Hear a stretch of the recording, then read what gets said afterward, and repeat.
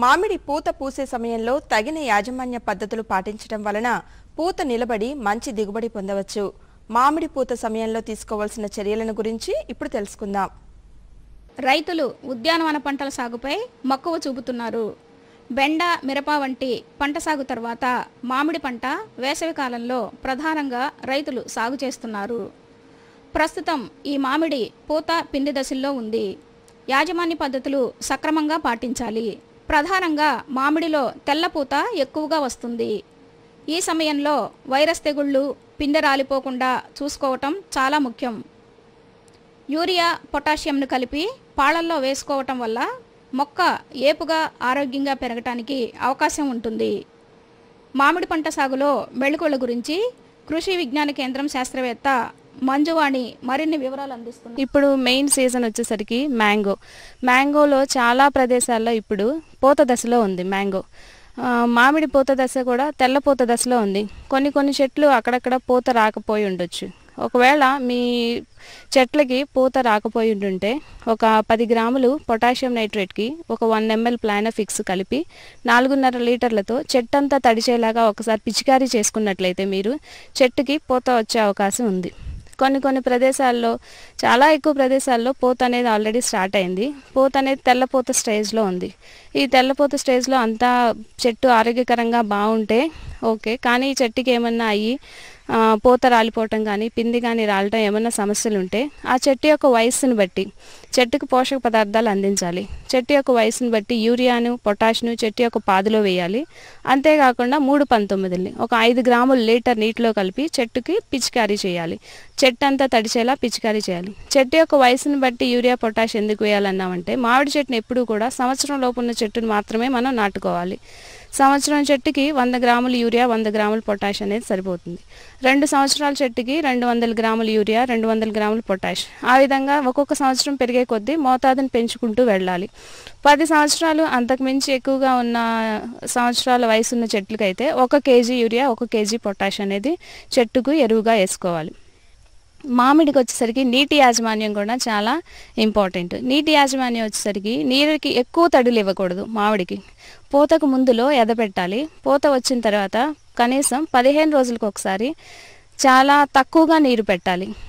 మొక్క కొద్దిగా నీటి లభ్యత సరిపడేలా నీరు పెట్టాలి. మరీ ఎక్కువ నీరు పెట్టకూడదు. తర్వాత ఇప్పుడు తేనె మంచు పురుగు కూడా నవంబర్, డిసెంబర్ నుంచి జనవరి, ఫిబ్రవరి వరకు కూడా తేనె మంచు పురుగు యొక్క ఉధృతి కూడా మొక్కపై ఎక్కువగా ఉంటుంది. ఒకవేళ తేనె మంచు పురుగు ఉధృతి ఎక్కువగా ఉన్నట్లయితే ఇమిడాక్లోప్రిడ్ని 0.5 mlని జిగురు 0.5 mlతో కలిపి సాఫ్ ఒక 2 గ్రాములు, ఇంకా వేప నూనె 1500 ppmతో కలిపి చెట్టంతా కూడా ఒకసారి పిచికారీ చేసుకుంటే తేనె మంచు పురుగు యొక్క ఉధృతి అనేది తగ్గుతూ ఉంటుంది. యాంథ్రాక్నోస్ వచ్చి పూత కనుక మాడిపోతూ ఉన్నట్లయితే కనిపించినట్లయితే 1 గ్రాము కార్బన్ డిజాన్ని లీటర్ నీటికి కలిపి చెట్టుకి పిచికారీ చేయాలి. మామిడి చెట్లకి ఒక్కొక్కసారి చెద కూడా పడతా ఉంటుంది. ఒక చెద పట్టినట్లయితే ఆ చెట్లకి ముందు చెట్టుకు పట్టిన మట్టి అంతా, కాండానికి పట్టిన మట్టి అంతా దులిపేసేయాలి. ఆ దులిపేసిన తర్వాత ఒక 3 ml క్లోరోపైరిఫాస్ 50 ECని లీటర్ నీటికి కలిపి ఆ కాండానికి మొత్తాన్ని పిచికారీ చేయాలి. అలా చెట్టు యొక్క కాండం మొదలు భాగాన్ని తవ్వి, 1 అడుగు కనీసం తవ్వి అక్కడ కూడా మందుని పిచికారీ చేయటం వల్ల రాణి చెద అనేది కూడా చనిపోతుంది. అప్పుడు చెట్టు చెద పురుగుల్ని పూర్తిగా కంట్రోల్ చేయటం జరుగుతూ ఉంటుంది.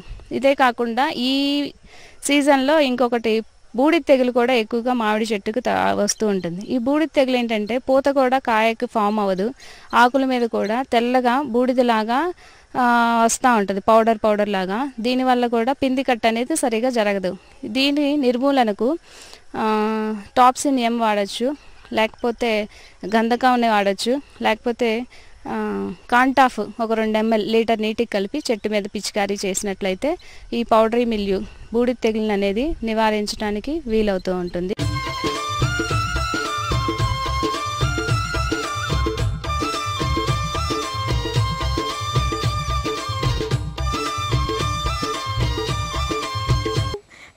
కొబ్బరిలో చేపట్టవలసిన డ్రిప్ ఇరిగేషన్ పద్ధతిని కానీ లేదంటే బేసిన్ ఇరిగేషన్లో నీరు పెట్టుకోవడం అనేది చేపట్టాలి. తర్వాత వచ్చే సీజన్లో వర్షాకాలంలో ఈ ట్రైకోడర్మా విరిడిని వేపపిండిలో కలిపి 50 గ్రాముల ట్రైకోడర్మా విరిడి 5 కేజీల వేపపిండిలో కలిపి మొక్క పాదు తీసుకుని మొక్కకి అప్లై చేసుకోవాలి. ఇలా సమగ్రంగా యాజమాన్య పద్ధతులు అనేది చేపట్టాలి. తర్వాత కొబ్బరిలో అంతర పంటగా లాభదాయకమైన అంతర పంటగా కోకో నిరూపించబడింది. ఈ కోకోలో కూడా వేసవికాలంలో ఎక్కువగా ఆశించే తెగుళ్ళు కాయకుళ్ళు మరియు వేరుకుళ్ళు తెగుళ్ళు. ఈ కాయకుళ్ళు తెగుల్లో కూడా పొడిగా ఉన్న సీజన్లో చార్కోల్ పాట్ రాట్ మరియు బోట్రియో డిప్లోడియా కాయకుళ్ళు అనేవి ప్రధానమైనవి. ఈ చార్కోల్ పాట్ రాట్ పొడిగా ఉన్న సీజన్లో కోకోని ఆశిస్తూ ఉంటుంది. ఈ తెగులు ఆశించినప్పుడు ముందుగా కాయ అంతా పసుపు రంగుకు మారి పసుపు నీటి మచ్చలు ఏర్పడి ఆ తర్వాత క్రమేణా చాక్లెట్ రంగుకు మారి తర్వాత ముదురు ఎరుపు రంగు నుంచి నలుపుగా మారిపోతుంది. అప్పుడప్పుడు ఈ కాయ ఆకృతి అనేది మారిపోయి కాయ ఉపరితలం పైన నల్లటి శిలీంద్ర బీజాలు అనేవి రైతులు గమనిస్తూ ఉంటారు. ఇలా కనిపించినప్పుడు దాన్ని బోట్రియో డిప్లోడియా కాయకుళ్ళుగా రైతులు గమనించాలి. తర్వాత కాయను కోసి చూసినప్పుడు లోపలి గింజలంతా కూడా నల్లగా మారిపోతూ ఉంటాయి. ఈ తెగులు పొడిగా ఉన్నప్పుడు ఎక్కువగా వస్తుంది కాబట్టి ఈ తెగులు ఆశించిన కాయలను ఎప్పటికప్పుడు తీసివేసి కోసి తర్వాత కాల్చివేయటం అన్నది చేపట్టాలి. దానితో పాటు రాగి ధాతు శిలీంద్రనాశనులైన బోర్డో మిశ్రమం కానీ కాపర్ ఆక్సీక్లోరైడ్ 3 గ్రాములు 1 లీటర్ నీటికి పిచికారీ చేసుకోవటం వల్ల ఈ తెగుల్ని మనం అదుపులో పెట్టుకోవచ్చు.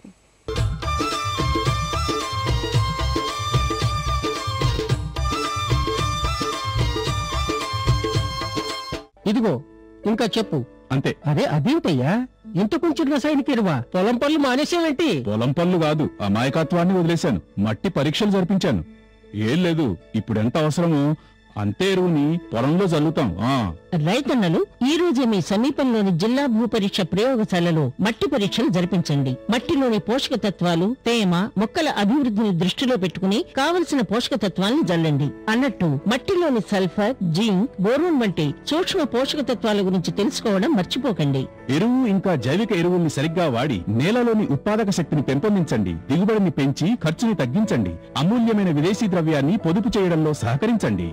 అంతేకాదు కొద్ది కొద్దిగా నత్రజనిని అందించే ఎరువులు అంటే వేపతో కూడిన యూరియాకి ప్రాధాన్యతనివ్వండి. ఆకుల మీద యూరియాను జల్లండి. అరే వా, నిజంగానే తెలివైన వాడు అయ్యావే. అధిక సమాచారానికి సంప్రదించండి జిల్లా వ్యవసాయ అధికారి లేదా కిసాన్ కాల్ సెంటర్.